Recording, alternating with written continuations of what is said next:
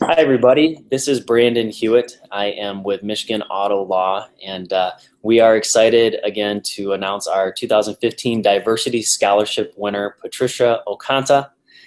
She is originally from Kansas City, Missouri, just graduated from Yale in Connecticut, and is now headed over to Columbia in New York City to work on her law degree.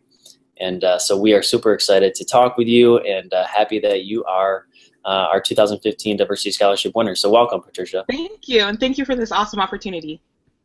Thank you so much for joining us. And we're not going to take up too much time of everybody, but I did want them to meet you, and you have such a great background and story, and very motivational, inspirational plan for your future. So tell us a little bit about what brought you to the scholarship, how you found it, and kind of what you shared with us, I guess, about your experiences at Yale and what brought you, to apply for the scholarship in the first place.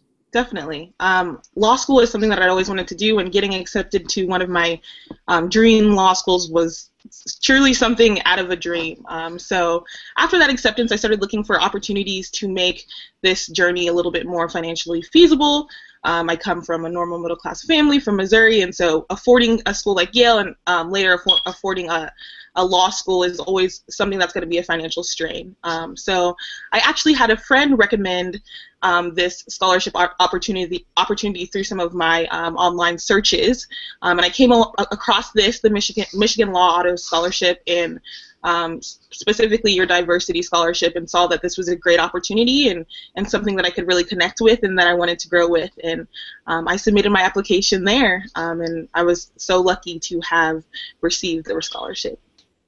And so you went to Yale undergrad, which I know a lot of people in their minds think that it's a strong, progressive, very open, diverse campus, and I'm sure that it is. But you had some experiences there that kind of represented, I guess, in a microcosm, what I think a lot of people experience around the country. Tell us a little bit about that and kind of what you went through and how it's kind of pushed you to make change going forward. Definitely. So I came from a small town in Missouri, and going to Yale, I kind of saw that grander image as well of it being this kind of progressive safe haven of an all-accepting place. And on the surface, it definitely is, but there are all of these little instances of implicit biases against people of color that happen not only on Yale's campus but across the U.S. And I got hyper involved to help kind of displace these sorts of attitudes. So I was a former president of the Black Student Alliance. I was the institutional service coordinator of our Dwight Hall, which is our service group on campus. I worked with tutoring and mentoring programs and things like that. And I worked to make the campus more inclusive, to have these conversations about these biases. And it just so happened that my senior year of college that I was confronted in an aggressive manner on my affiliation with the university, and I guess I matched the description of a suspicious person. So that kind of brought everything full circle. It made my work that I had dedicated my 4 years to really show that it was worth it, to show that there's in a lot of our communities, there's this facade that we live in of a post-racial society.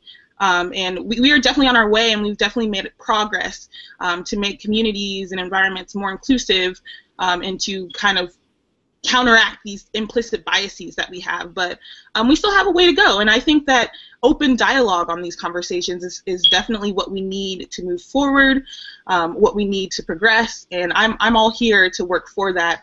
I did that work at Yale, and I hope to continue that work in those conversations at Columbia Law School.